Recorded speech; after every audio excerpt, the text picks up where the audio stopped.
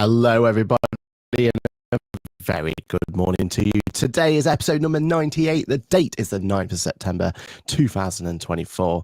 And this is our opportunity to talk about being back, because I'm back.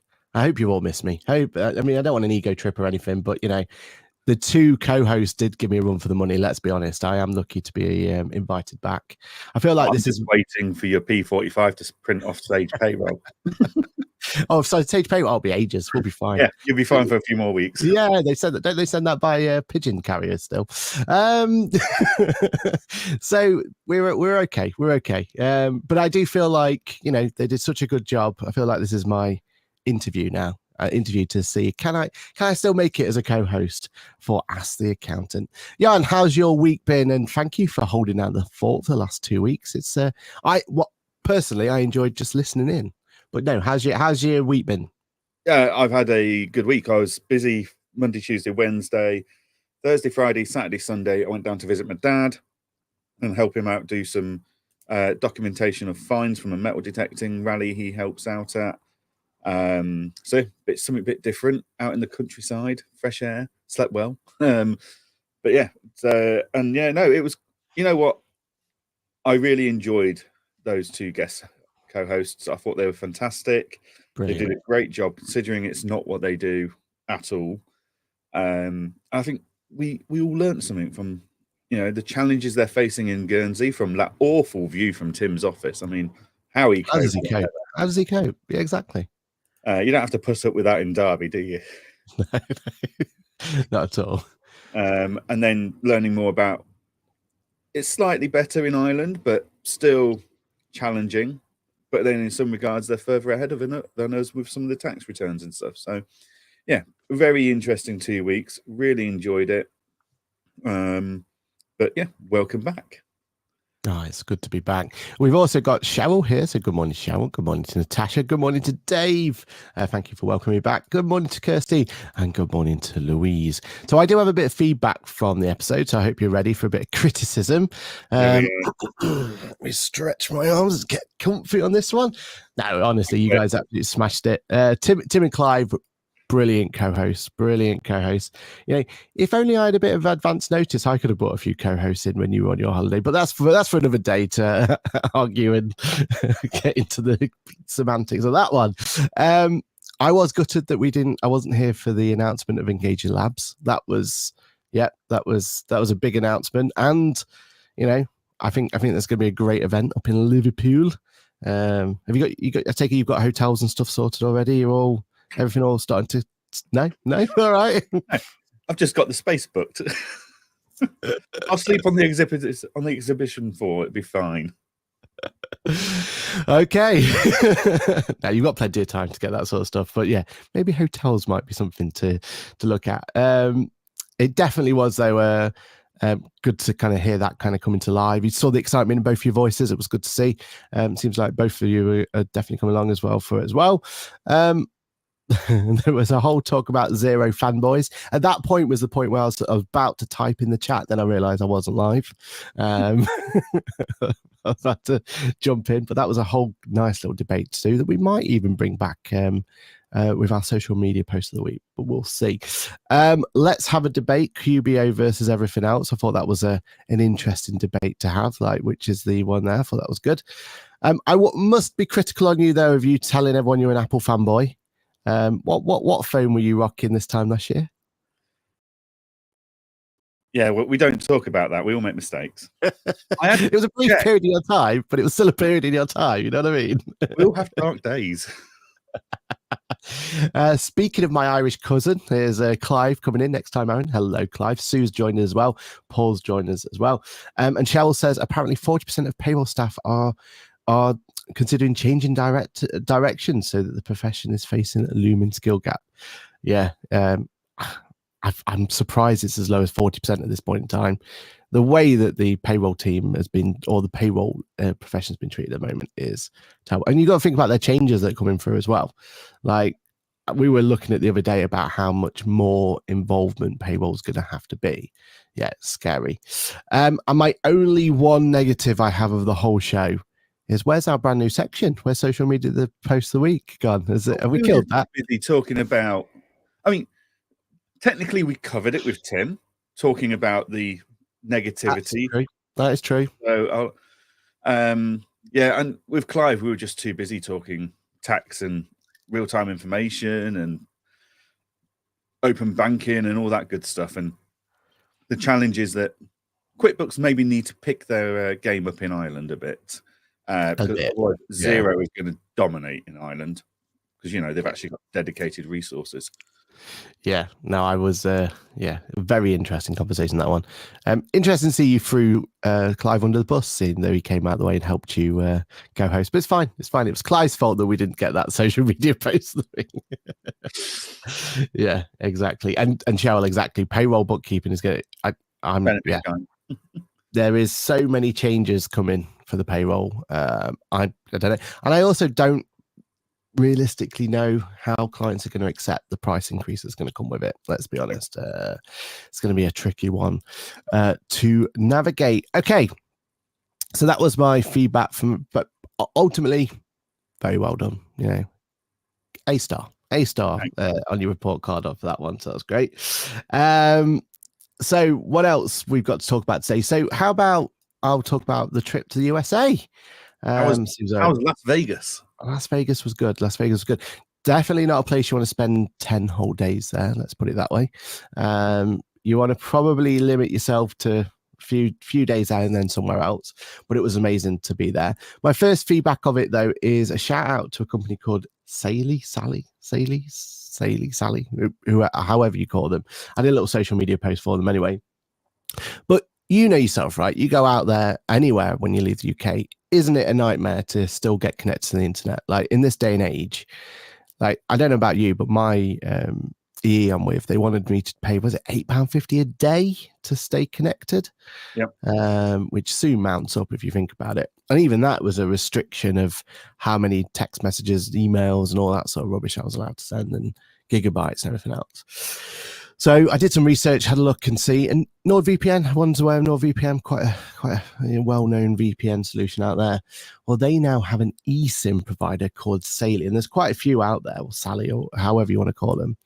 But generally, for £6.50, I got 4 gigs for 30 days. I've still got an allowance now that's not been used. But literally, you install the app, pay it there and then, get yourself 4 gigs, go on an eSIM, and then with the beauty of the iPhone now, you don't even need to take your old SIM out, right? Like your old SIM still sits there. Your second eSIM basically piggybacks off it, and it was an absolute brilliant piece of kit, and highly recommend it. And I think that's where finally eSIMs make sense to me, because all I've had so far with eSIMs is just problematic issues, right? I mean, didn't you have the same problem with your Apple Watch trying to move an eSIM over and all this rubbish and everything else that goes with it? Nightmare. Yeah, exactly. But this just works. You pay your £6.50, you click a few buttons, it activates, you're off to the races. So yeah, highly recommend. I was able to keep on top of everything. Like you could Uber wherever you wanted to. You didn't have to worry about jumping on Wi-Fi, all that rubbish that comes with being abroad. Absolutely loved it. So yeah, absolutely. Not sponsored. Not sponsored at all. No, it's like you love Seatfrog, right? Like you don't need to be sponsored by them. You know they're a great product. You know that they've helped you out on numerous occasions. Just shout out because they're good what they want. The Killers were absolutely amazing, as you can imagine. I mean, I got to see them twice. Got to see Hot Fuzz, probably the greatest album of all time, in its entirety twice. Got to go to they even had a pop-up gift shop, so I was able to go and have a look at the gift shop and go through all that sort of stuff. So that was good fun. And I got my first taste of what it's like to be an influencer as well, because during our stay we went on a little lazy river, so we were enjoying our time, just R&R, just relaxing on a lazy, which is my favorite pastime of all time. Like, you get on a tube, you just sit on this lazy river, and you just let it just go round and around and around, right? But we decided to use, because we're staying at what's called the MCM, which is quite one of the bigger hotels there. And what they do in their bar is they have some souvenir cups, and one of the souvenir cups was the MGM line. You know, that thing that roars whenever you watch it on a film and everything, and all that sort of stuff. So you could buy that little lion, a gold version of him, and then they put the drink in there, and they're let's be honest, their BS marketing ploy is the fact that you get cheap refills if you buy their souvenir cup, because the souvenir cup was extortionate, let's put it that way. Yeah, as you can imagine. But there's me. You got two. Yeah, I had to get two, obviously, one for the wife as well. And there's me on this tube floating around this lazy river with this little gold, well, I'd say little big gold lion just sat there chilling with my drink in it. And I want to say every 2 minutes, oh, excuse me, sir, where'd you get the gold lion from? Excuse me, where's that lion from? Sorry, where's that lion? Like literally every corner I could take was asking. Bear in mind, this lion was sold at the bar, which surely at this point everyone had been to the bar at least once at this point in time. But yeah, it was a nightmare. I'll be completely honest. It completely ruined how I was supposed to get any sleep on that lazy river. I don't know, but no, it was interesting to say the least. And my other one is I was wearing my Lando hat, and I didn't realize how much Lando Norris has got a grip of the US. It's good to see. That doesn't surprise me. Good chap, doesn't it? Nice guy, completely. Yeah, but you'd expect that maybe from Lewis Hamilton. You know, he's tackled the US, but no, I was surprised to see that. So yeah. And then my final bit about the US is there is no chance they're going to digitalize anytime soon. And you know the one reason they're never going to digitalize is not just checks. Go on. It's their tipping culture. Like there is no chance in a month of Sundays they're going to go down any digitalization route, because everything has to be tipped. Like a guy who is, there's already you can imagine the taxis just pull up to to their designated rank for these big hotels, and there's a guy there who basically summons a taxi to come up to park next to you so you can get in. Doesn't open the door, doesn't do anything else, but then he has a grump on if you don't tip him for that privilege. Like everything, you want to leave your bags at a hotel, right? Normally you just go to the front desk, hand the bags in, walk away. Oh no, you have to tip the guy first before you can actually go into. So the chances of them going digitalization is next to zero, I think, at this point in time. It's not looking good. And if the US can't achieve it anytime soon, what's the hope for the rest of us to follow? Yeah, that doesn't surprise me. I know they've got a huge tipping culture over there. Yeah, I'd rather they just put the prices at the right point and pay the staff the right amount of money to start with. Yeah, I mean, I don't mind tipping, but give us an option to tip electronically. Then, do you know what I mean? Like, how many? Because running out of cash. We run out of cash, and also to get new cash out, it's a tenner a time. So if I wanted to get 20 quid out, for example, and have a couple of fivers with me or tenners or whatever, that's £10 each time for me to. It just grates you that's the it's an expectation of you to tip, and I don't mind tipping. I have no issues with that, but they've got to make that an easy way. And until they find a way to digitalize tipping, which they don't want to do, because then they'll have to pay taxes, right? Like they're never going to want to formalize it. That. Yeah, exactly. So yeah, the opportunity of them doing that, I think, is slim, to say the least. So that was my little trip around the USA. But we've got some news to talk about. Let's talk about. I've got breaking news. Oh, go on then. Go for breaking news. Just come in, people. So, Aaron, next week you will be at the DigiTools for an Accrual Worlds award evening, streaming that for them. We will. Well, Indy, the team from DigiTools from Accrual World, literally minutes ago, posted on LinkedIn. Ooh. They've just announced the shortlist for the nominees for the release of the year. So there's several awards for best firm, most digital firm, most forward-thinking firm, etc. But they've just announced the nominees for the best release of the year. Now, this could be a feature or full product release. Exciting. Oh, okay. Breaking news. So, let's go for it. The nominees are Zama AML. Very good. Very Ooh. well worked. So what do you think their release would have been? What do you think their feature would have been? Have you seen what they've released in the last two weeks? I have, but I don't. Would that count for this? Would that be too? Definitely. If they've been working on various updates, making things more powerful and automated, and like the constant monitoring of Companies House on their subscription plan is phenomenal. So yes, it is. Yeah, 100%. Director changes, director's address changes, anything like that, we know about it immediately. Yep. Followed by that is Engager.app. Yes. Which one of the many features did they? All of it, I would assume. The other entries are Mayday. Okay. Yeah. RQ, a fantastic referral system. Yeah. And there's a few referral systems coming now, isn't there? So yeah, there is. Interesting. They'll be battling each out with features galore, I hope. Yeah. Dext. I'm not sure what feature they've. Statements. Yeah. Which actually, in fairness, is a huge deal. So yeah, fair play to them. Yep. Fathom. Okay. What was their new? Not seen anything. Could be there. Haven't they put AI in there? Oh, have they? Okay. Maybe. Fair enough. Xenon Connect. Oh, and they've brought some nice new features lately. Okay. Yeah, that'd be an interesting topic. Yeah. Pulse. Yeah. Don't know.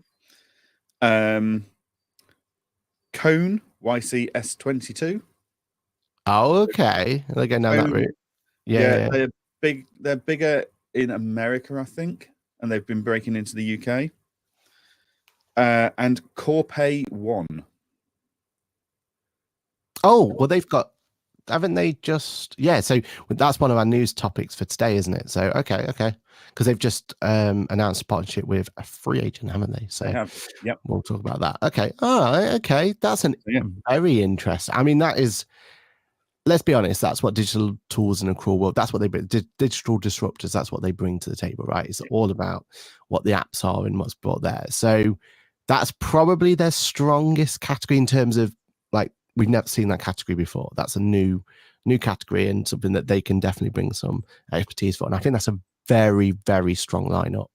Oh, it's all coming out now. Hold on. We've got another announcement. Oh. If only I had a button that could do a drum roll. Or breaking news sound effect. I've got this button. I don't know what that does, though. Nothing. Nothing. Digital marketing. That'll do. Right, there we are. That was our breaking news monologue. Go for it. Digital marketing of the year. Oh, Jordan Vickery.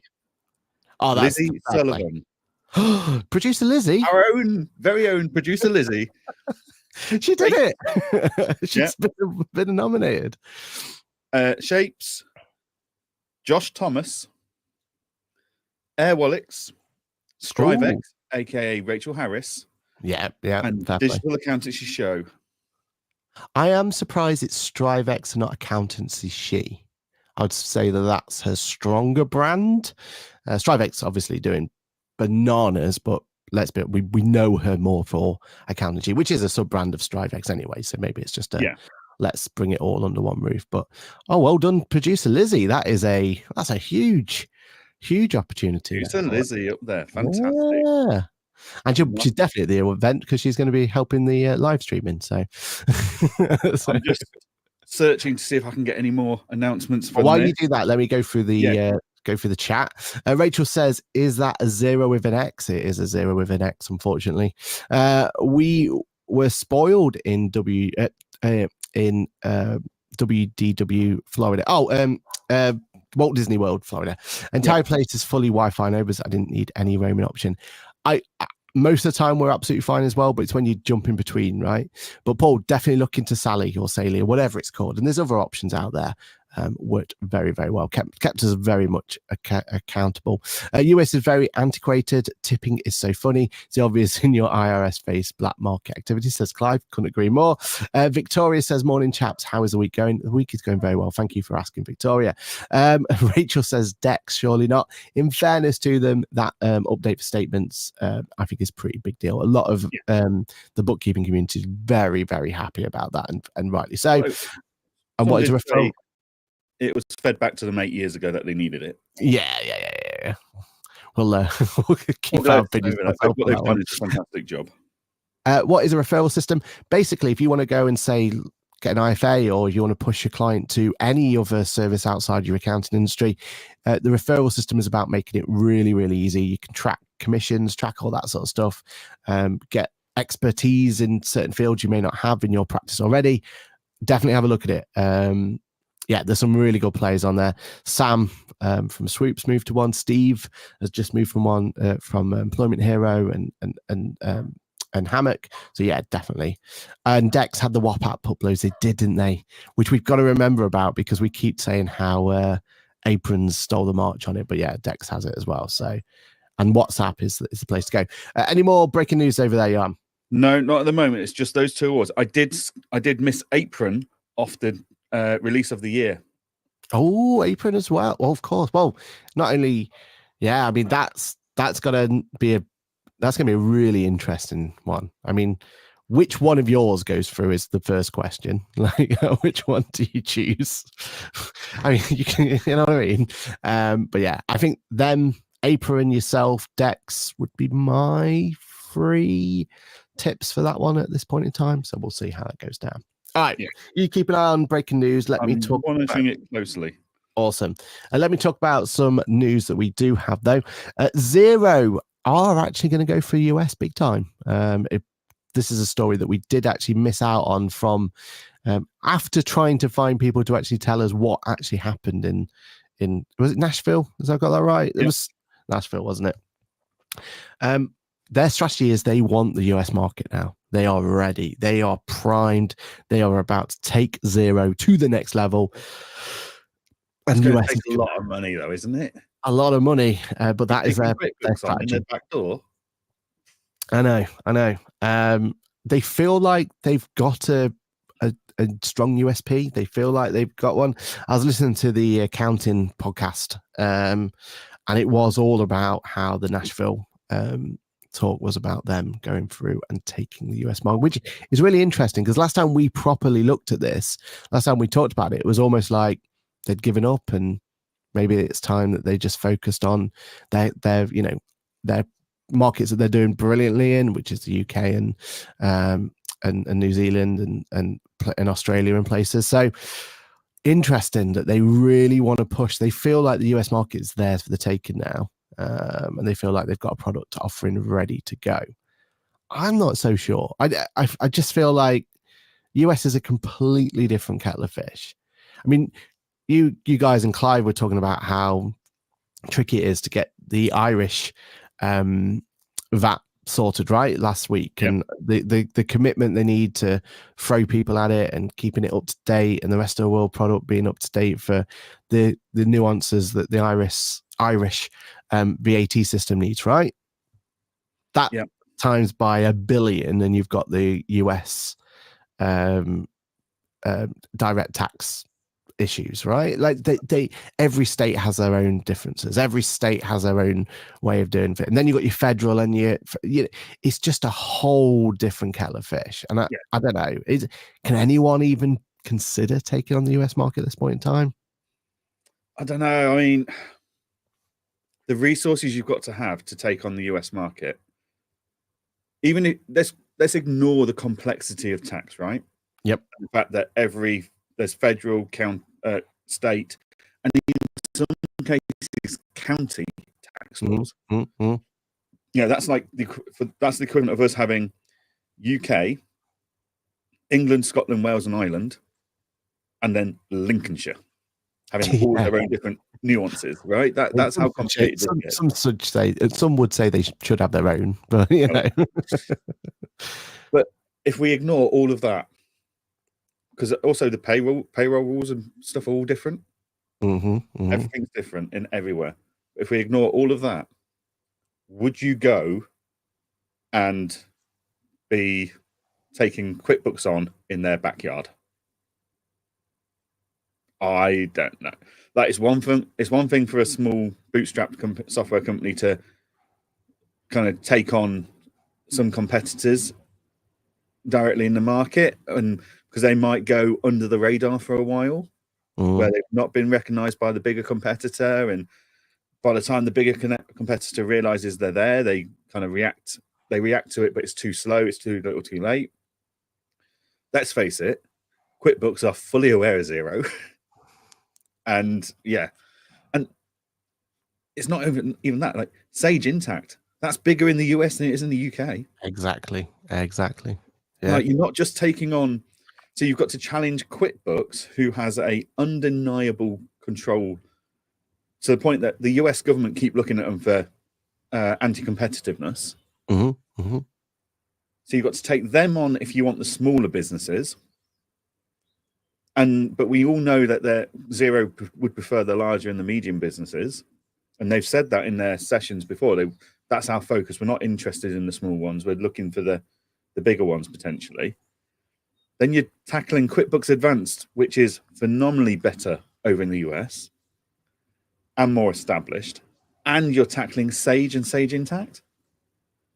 I mean, David and Goliath. Exactly. I suppose the only thing that they could do is look at a price point differentiation for that, because QuickBooks is wildly more expensive than the UK product, right? It's double if you just go by pounds and US dollars, right? Which isn't the equivalent. I know there's a exchange rate difference, all that rubbish, right? But you are looking at a much higher base rate there. So maybe Xero can come in at their current prices and be competitive, or even offer a discount and be competitive, right? I suppose that's all they've really got going for them, potentially. But then if they do that, how much more competitive can they be without upsetting the rest of the world of Xero, because it's cheaper to buy it in America? But were QuickBooks worried about that for the UK market? They weren't, were they? No. Yeah. I'm not saying it's the right thing, and I don't think Xero would do that. I feel like Xero are very much, this is their value. They believe in their value, and which is the right thing to do. Yeah. I'm just thinking, what's their strategy, and can they just go and like offer a more competitive product? Maybe. Let's face it, Xero push a product out for 90% off for 6 months. QuickBooks just respond going, all right, then we'll do it for £1 for 6 months. Yeah, which have done many a time. Yeah. Someone messaged me the other day saying, oh, can you get me this deal? It's like, no, I cannot. Go directly to them, sign up, and come back in 6 months' time. Transfer it to us and we'll pick it up and we'll get you on wholesale. Yeah. Like, that's all we can do here. Yeah. I think they're in for a hell of a battle. And I think they're going to spend a lot of money. And I don't know that they're going to get the return. Yeah, it's going to be a tricky one, isn't it? I'm just surprised they were so bullish about it. And maybe that's their whole reason for going to Nashville in the first place, right? That was their stake in the ground. Because we got to all remember, we weren't supposed to have a London XeroCon this year. Like, this was supposed to be the Nashville year, wasn't it? It was supposed, because they're supposed to rotate their XeroCon, and that expensive party was supposed to be only in Nashville this year. So yeah. Because they definitely didn't have enough product announcements to warrant 2 XeroCons this year, did they? So, yeah. And as Rachel said in the comments, the Americans are extremely loyal to American-based products. Like, the stick you get in America for buying a non-American van or Jeep or car or pickup is phenomenal. Yeah, exactly. They're extremely brand aware and loyal to the US products and brands. So yeah, I think Xero would have had a better success rate if they tried breaking Europe or something, where we've seen QuickBooks actually pull out in recent years. Like, they dropped India, they dropped France, like if Zero went in and cleaned up there, because Zero've already got that e-invoicing bit licked. So actually, they've got the ability to go and dominate in Europe, whereas QuickBooks was going to have to build the e-invoicing bit. Yeah, and yeah, there's still the complications with the EU VAT system, but it's got to be so much. Oh, I would say this, but like you would have thought it's simpler than the US. Yeah, like yes, very very complicated and tricky to circumvent, but surely it's easier than the US market. And maybe you cut your teeth on that, right? Like if you can get that model to work for the, which Europe's shouting out for a decent product that can do it. So yeah, interesting. So yeah, Zero's strategy is to grab the US market. They feel like QuickBooks are there for the taking. So we'll see how that plays out. Speaking of QuickBooks Sole Trader is now in beta. So for all who do not know, QuickBooks Self-Employed, which I'm one of the only people who will defend as a decent product. Everyone else hates it because it's very difficult. It had its place pre-COVID. Yeah. And then, yeah, I know. But as a concept of just a simple, straightforward, anyone can use product, it had it out. Very much the, the coconut, the hammock of the world, right? Like it was designed for non-accountants, non-bookkeepers to use, and yeah, from a client point of view. So we all know the difficulty of using QuickBooks Self-Employed, though. It's not the same product as QuickBooks Online. You can't just move from one to the other. You can't use your accountant's access. There's all this complication that comes with it. So QuickBooks' solution for that is let's rebuild QuickBooks Self-Employed, but on the QuickBooks Online platform. They're calling it Solopreneur over in the US, and over here they've called it QuickBooks Sole Trader. It is now in beta, and it went beta last week, I believe it was, maybe the week before. I assume you've not had a chance to play around with it yet, Johann? No. No. It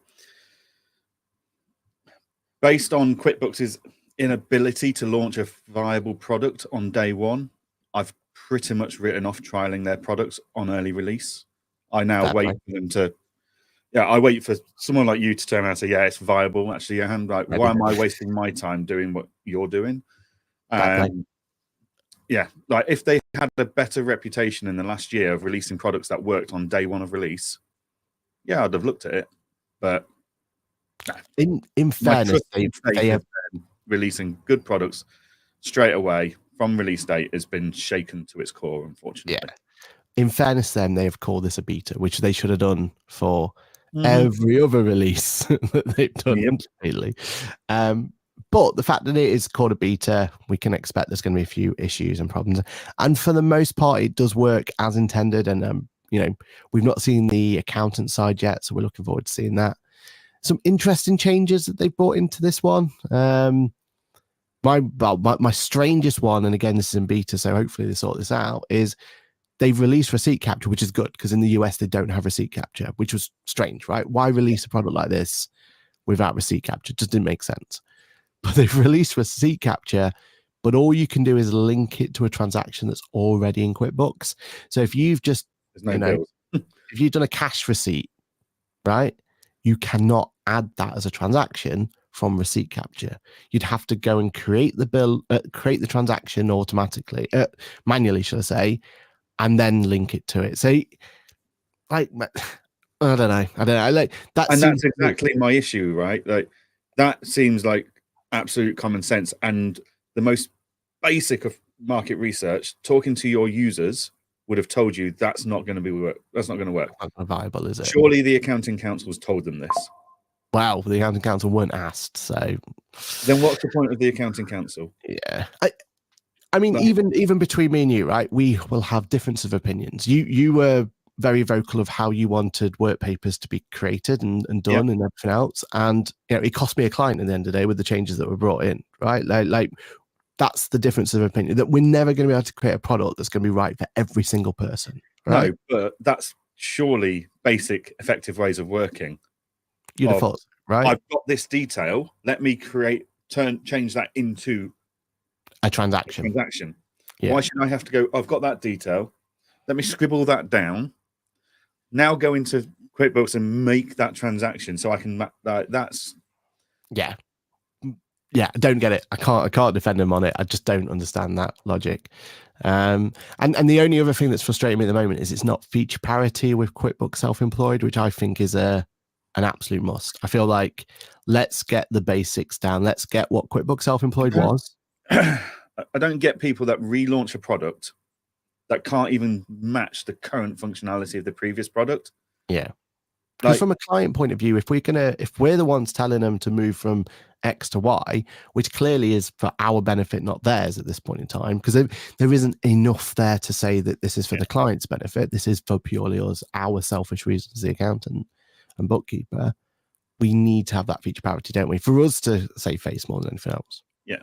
I mean, didn't QuickBooks have the same issue with their new reporting? They didn't have feature parity when they released it, and they had to delay and delay and delay. And they're still delayed. And look at Center going into Iris and Pixie going from Pixie to Pixie 2.0. They didn't have the same functionality as the previous product. Yeah, it's that's got to be a bare minimum, right? Like, yeah, it's absolutely mental. I'm not going to take Engager off the blooming shelf, put Engager 2.0 or Engager Advanced or whatever I'm going to call it on the shelf without the minimum viable product having every single feature the old one had, plus some extra to justify the relaunch. Exactly. Like, imagine you launched Engager 2.0 without a pricing tool. Like, that's one of your USPs, you know. And here, one of the USPs that we talk about with QuickBooks Self-Employed was mileage tracking. And yes, we still have mileage tracking in the new one, but it doesn't connect to anything. It doesn't create a transaction. It just logs the miles you've done. And you don't even have a journal entry to add the mileage yourself, right? Like, those are the bits that, yeah, we need these bits to take that beta tag off. And you don't want it being beta for too long either, do you? Like, we can't have a year-long beta to get these sorted. These need to be quick change around. Let's have a 3-month or so beta. Let's kick the cobwebs. Let's find these issues we found, but that needs to be fixed and ready to launch, doesn't it? I get why their betas take longer, because they have got tens and hundreds of thousands of users. I get that. I mean, a beta Engager is it's not even like 7 days max. Like, sometimes it's only 3 or 4 days before we start rolling it out. Like, it's just build it right in the first place, and you build it right by listening and actioning what your users are telling you. It's really not difficult, but it seems to be a real challenge for these bigger software companies to grasp that. You know, how I was on the accounting council for QuickBooks when we kept saying, what's the point of logging miles if you're not going to create a journal for us? You've got all this data and you do sod all with it. Yeah. You push it on your app store, you push it on all your marketing. Oh, we track miles. Cool. But we don't do anything with it. They don't even tell us, the accountant, it's been tracked. Like, how many conversations have I had this year alone with clients who've gone, have you not missed my mileage? You're asking for mileage, but I've been tracking it for you on QuickBooks for the past. Yep. Brilliant. On us for maybe we should have checked like more thoroughly, but there's no indication it's there. We have to download a file to then review the file to see if it's there, to then figure out posting it. You know what I mean? Surely this could be completely automated, because not only are they tracking their mileage, it asks them which one's personal, which one's business. Yeah. What type of car? Like, you know what I mean? Like, do the journals for you. Yeah. Bare minimum. Like, you should be doing that, right? So yeah. And like Paul says, I am beyond excited. I think this is a huge product. Like, this is the thing that Zero Go couldn't be. This is the thing that we need in the industry. Like, we need that smaller entry that we can just. We need it, but we need someone to do it bloody right. Yeah. And at the moment, we're not there. Like, it's live for everyone to play around with. So please go out there. Please use the beta. Like, it's free of charge for 6 months, so you can go in and play around with it for as much you want. But please use that feedback button, because if it's free of charge for 6 months, that tells me it'll be in beta for 6 months. 6 months minimum, which also tells me how slow this development of the feedback's going to be. Yeah. Which then tells me, how frustrated do I want to tolerate 6 months of my clients and my team members saying to me, doesn't do this, doesn't do that. So, no, I'll wait until they, like, because have I got any confidence that they will actually do the development based on having fed back for X amount of years? No. Like, the chances are slim. So no, I won't be rolling out a product to my clients any longer unless it's fully functional and working. Yeah, because that's the thing. We need. It's all well and good me playing around with it and doing a video and everything else, but actually, I need to get it in front of clients. That's what I need to do, and I can't yet. I can't take the brand reputation risk. Yeah, I can't do that until at least it does what sole traders, self-employed did. Yeah. And for you, Paul, jump into the plans and pricing section and click sole trader at the top, and then you'll get beta on the left, self-employed, and simple start there. So self-employed is still there, and it will be there for a while. So yeah, go through from there. Cool. What was there a adoption, like importing tool? So they want us to use the new sole trader one, whether it's in beta or not. What about all of our clients on self-employed? Is there a way to go and you're there, just an upgrade option? There's no upgrade, but there never was, right? That was the whole point of sole trader. No, there wasn't. But yeah, why would I now recommend this to my clients when it's going to increase my workload over the 6 months of the year? We've got to accept that there probably will never be an integration, but Sole Trader does include an import tool. So you could download the transactions and import them. So that's one thing that you could never do on self-employed. I mean, it's still a job, and they've released it in September.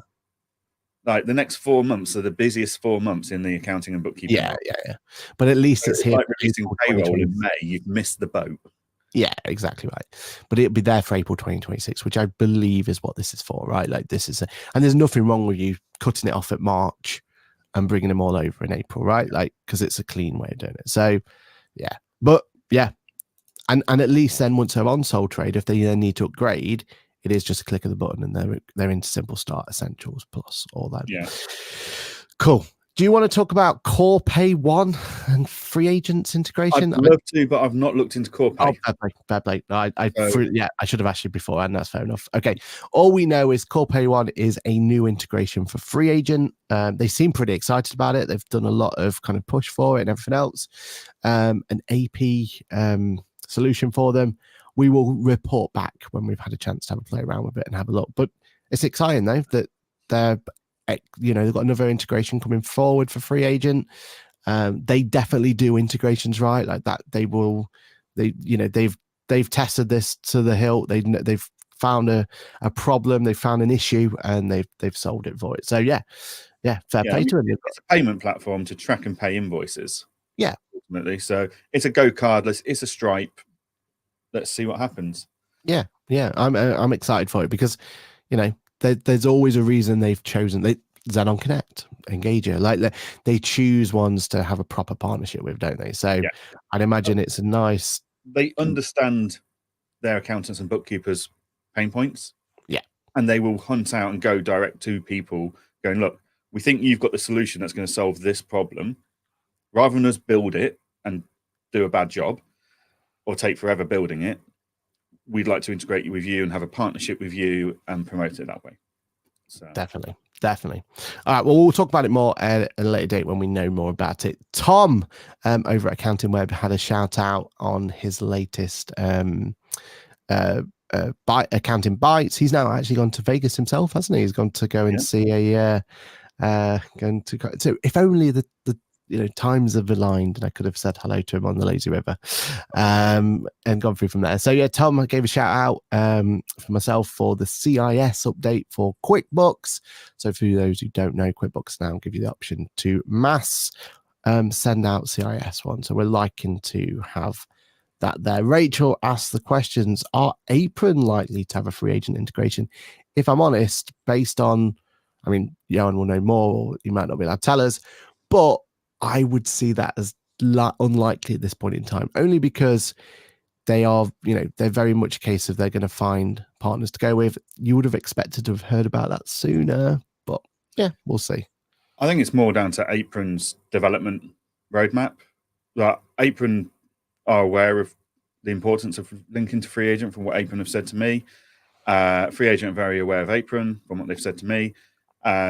It's just, with all these things, it's a matter of timing. So they've got to fit that integration into the Apron roadmap. and stuff like that. So yeah, we know it's not on the we roadmap don't all have a at people the that can moment. do it in 7 days. We know it's not there, but yeah, we'll see. We'll see. And do they need it at this point in time? Maybe, maybe not. I don't know. I think we do, just to be able to. I mean, I think for receipt doc capturing solution to be valid for every accountant and bookkeeper, you do need QuickBooks, Xero, Free Agent, and Sage. And this core pay one, that definitely doesn't do the payment of bills or anything. We don't know. I mean, we're just kind of. No, it's definitely your invoices.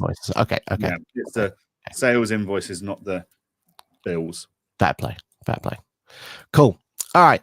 Next bit of news: StreamYard. StreamYard is one of the solutions we absolutely love here at Ask the Accountant. It's one of the solutions that we grew our whole podcast on, and we've talked about it for a lot of people. A lot of people have been out there and used it as well. We've got some bad news though. They have completely changed their pricing structure and upset a lot of people. Let me just kind of give you some indications of what the new plans are for you, Jan, and you can tell me what you think the pricing would be. So they've moved us from, I forget what the original terms were, but you used to have a lower and a free version, a starter version and a middle version, and kind of go from there. So now they've got core and advanced. They're replacing it. So you don't have a choice. You are migrated to one or the other, either core and advanced, depending if you were on what it was. This lower one used to be $20 a month. The higher one used to be $40 a month, something like that. Let me tell you the new features first, and then you tell me what you would pay extra. So for core, you were paying $20 before. You now get reusable studios, which is a cool concept. So for something like Ask the Accountant, we would set one studio up, and then we just keep returning to it. You now get to record your screen, screen sharing in 180p. Get dark mode, bit of a rubbish one. Camera shapes. So, we could, if we really wanted to, now have a circular or a square change. And that's your new newness that's come through. So you're paying $20 before. Multi-stream destinations free, so that's the same. Seats are $2. How much you paying now for it? The problem is that those little features that you've just said don't add any value in my eyes. Like, they're no benefit to me. Reusable studio's nice, right? But is it? Yeah. But it's nice if you have multiple brands. Like, if you're running multiple podcasts. So if we had Ask the Accountant as a studio, we could have Podcast Pit Stops as a studio, I suppose. We could have. We do, right? We have QuickBooks Labs as another studio, right? Yeah. Like, I suppose from that point of view, yeah, okay. But how many people does that really apply to? Like, so yeah, for me personally, from my brand, no, it doesn't add any extra value. So I won't want to pay more than the $20 already. What's it going up to? $40. I think it's even close to 50. And then advanced, just so we just cover that as well. Basically, you get 4K local recordings now. So the local recordings, it means it doesn't just record what's going out there, but it also records individually. So if you want to reuse the content now, you get that in 4K. That's nice. Backstage participants have gone up to 15. So that means we can have 15 people that we can bring on and off if we need to. And that on-air webinar gets 1,000 viewers. So that's their webinar functionality that's there. And same multi-stream destinations as 8. So it was, I want to say it was $40 we were paying. What do you think this is what we're using. So what do you think we, as Ask the Accountant, going to pay going forward? I mean, 4K is nice because we know YouTube prefers 4K. However, a lot of the AI short editors can't really do much with 4K. It's a bit too beefy for them. And I don't feel like we suffer for not having 4K on our podcast channels and our videos. So yeah, 4K needs to be in that advanced product and not in the core. I get that.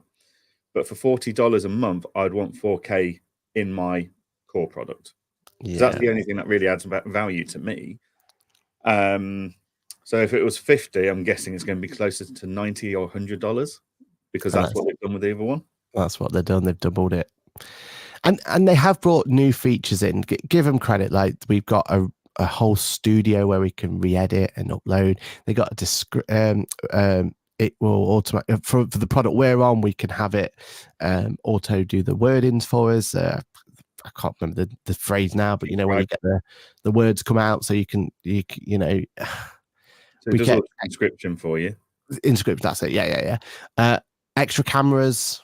You know, did you not see my video on my new transcribing tool? Good plug there. You know, like there has been some really good features, and frustratingly, the bits that frustrate us are the stuff that was taken away, and that wasn't their fault, right? Like the Facebook and the fact that to get us on Instagram, which we're on live now at this point in time, is an absolute nightmare. It's a pig. Almost $100. I think it's like 89, 90 something. So it's like $90, right? That's a big jump. And you've got to be able to justify that for your brand and your thing. I mean, I think for us, is there still a free version? There is a free version, but it's very restrictive. Like I think you can go to one destination. Doesn't download. The free version is tricky to utilize. When we started 98 episodes ago, could we have justified? Could we have justified? We were lucky, right? We had Boffix to say like Boffix were going to pay for it, so we had that as our chance to kind of start out. But you're right. Like, could we have Victoria's saying here that is what we're using for the Friday Club. Like, can you now use it for the Friday Club with that sort of price point? When you start actually no sponsors lined up. Yeah. Like, it's tricky, isn't it? Like that, and I was tagged in a LinkedIn chat the other day. Well, what's my alternative now? Who else should I be using? And we got Ecamm, we've got YOLO View from YOLO Box. We've got we've got access to those two, but they're not the same, right? Riverside, but they don't do streaming. They just do the podcasting. There's Restream. There's other ones like that, but then they don't have feature parity, and you know, at some point they'll just match the price of StreamYard, right? Because it's in that. If StreamYard can. Yeah. So it's tricky. I mean, your only option is to go with the individual ones like LinkedIn and just stream directly from there, right? Like when you're starting out, like because that is a free tool. You had to play around maybe using it for Engager, right? And then you decided to go to Zoom instead, which isn't the perfect solution, but it works for you. Facebook changed what we could do with StreamYard. So we scrapped StreamYard for Engager and we went to Zoom because that's okay. We had, for us, it's targeting our community.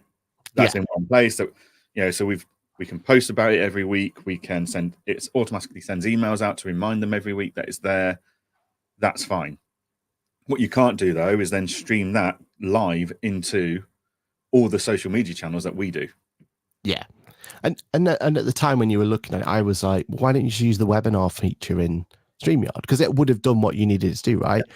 But now you would have to pay $100 a month or 90, whatever the price point is. Like, even for Engager, which can justify that and is probably worth the value, you'd still be scratching your head going, is it actually worth it?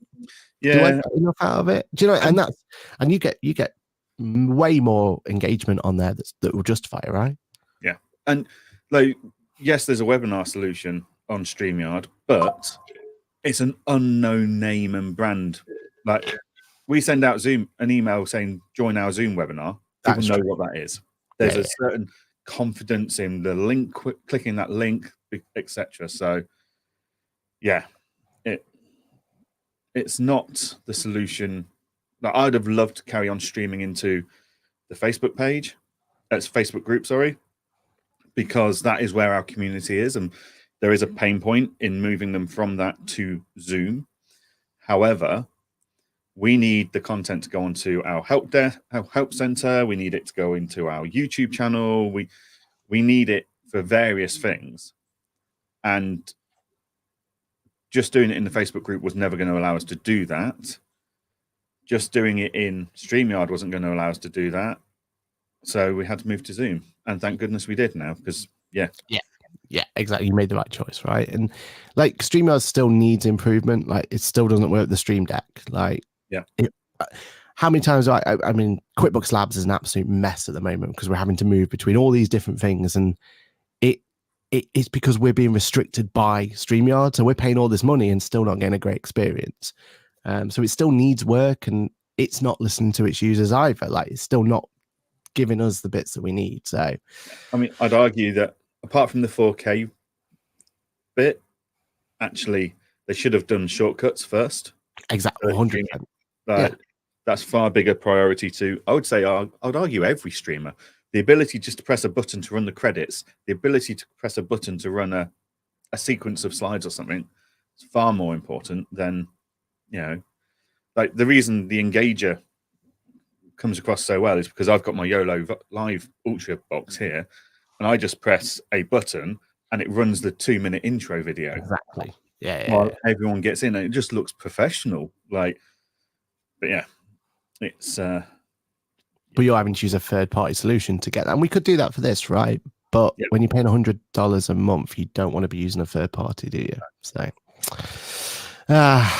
we used to promote StreamYard, used to be the ones we would push and say everyone should be getting StreamYard, but I don't know if I can push it anymore. I don't think I can. For a smaller streamer, I don't see it. No. Yeah. Unless you've got a personal brand that's going to get you the sponsorship that you need to cover that cost. From day one. Yeah. From day one. No. It's not worth it, is it? All right, quickly go through some of the other newses then. Accountex North is in 1 week, so we'll be talking about that a lot more this time next week. We're excited. Like, so excited.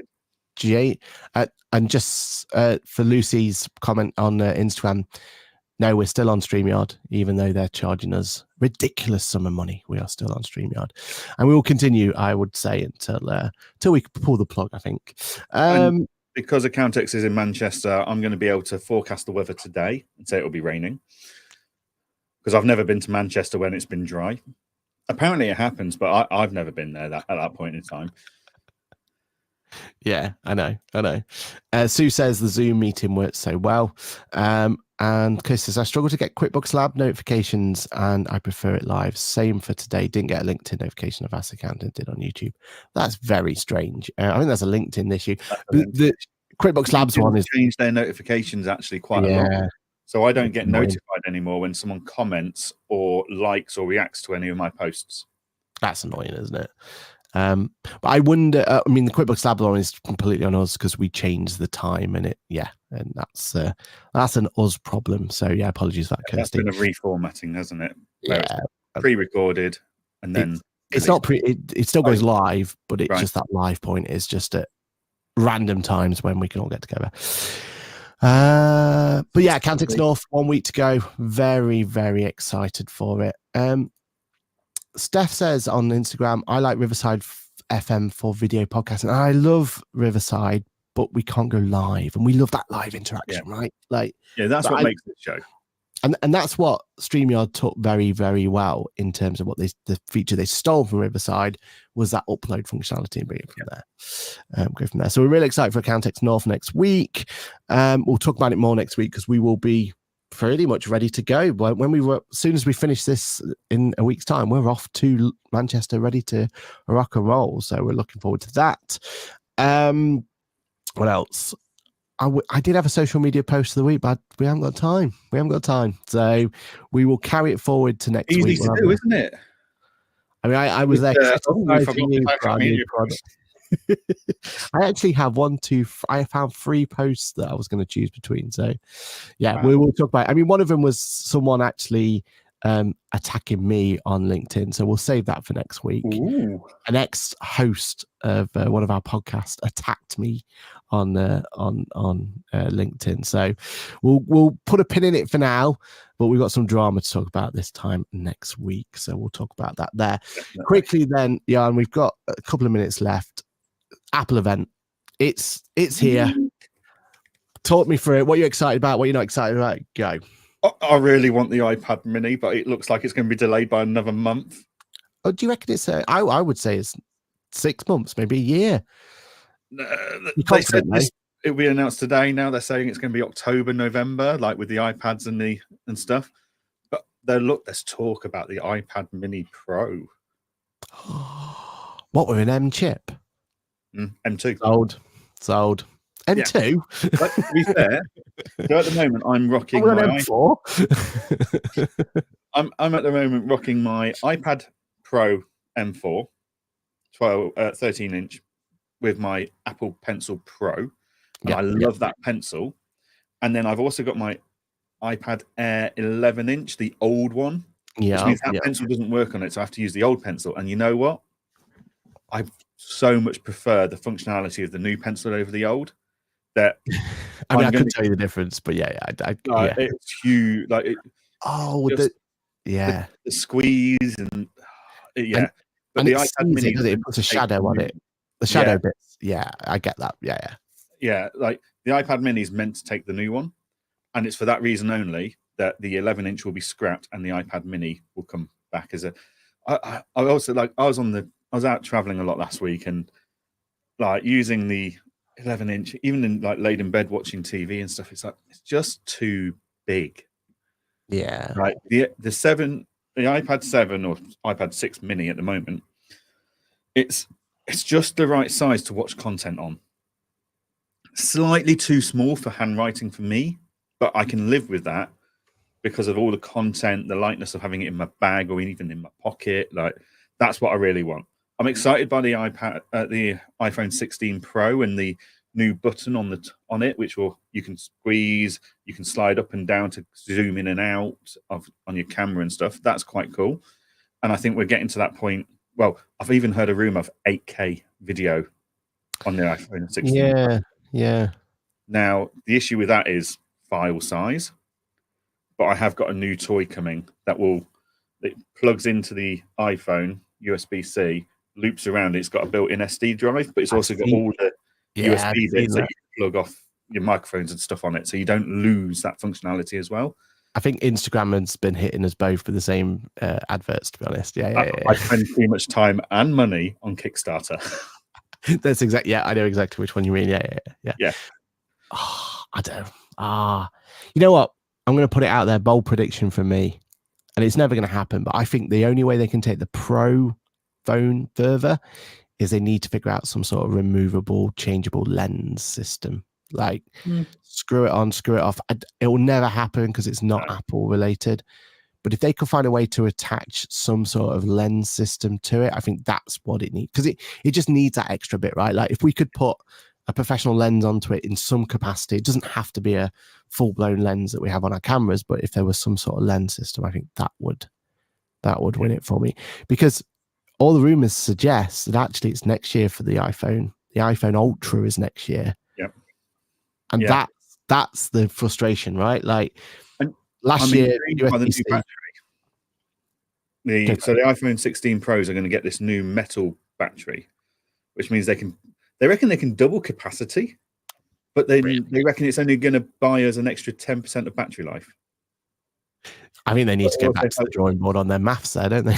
Yeah, but it's going to deal with like overheating issues and stuff. Yeah, your battery life, so that's good. Yeah, I mean the overheating issues are if you ever put a portable power bank on it and leave it somewhere, it just boils to death, right? Yeah. So one feature I used of the new iPhone while in America though was spatial recording. So that's the idea that the two cameras work and it creates that 3D effect for your headset. Yeah, brilliant, absolutely brilliant. So that's why I can see a lot of the new phones now. You'll see that their cameras are going to be aligned. So I feel like that's something going forward. Yeah, so that'll be something. But it's an Apple event. We've got to be excited because. Yeah, we'll see. I was almost tempted to say we should do a live reaction show tonight, but I mean, I'm always up for it, but I don't know how many people are out there interested. No, I imagine all of our viewers have dropped off already afterwards speaking out about Apple. They were peaked when you were talking about the Pixel, but from last year. So that's it. But that is it. That is our episode number 98. We have 2 more until the magic 100. Hopefully, fingers crossed, I'll be at the 100. There is a small doubt, which is a worry, but we'll see. We'll see how that goes. Next week will be our Account X North special. And we'll talk about the beef that I've had on LinkedIn and any other news that happens between there. And hopefully we'll have more of the digital disruptor thing. I assume there's no more breaking news. Not seen any more yet. And Kirsty there, Android girl. We'll get you changed, Kirsty. Don't you worry. Don't you worry. This is our chance to get you changed. Right. Cheers, everyone. Thank you. Hope you all have a fantastic week. It's great to be back. Yeah, I think it was a good show. Maybe I've done enough to keep my spot. We'll see. We'll see what the reactions say. It's out of my hands at this point, isn't it? Out of my hands. Brilliant, everybody. Thank you very much. It's a goodbye from me. And a goodbye from me. See you next week. Bye. Goodbye.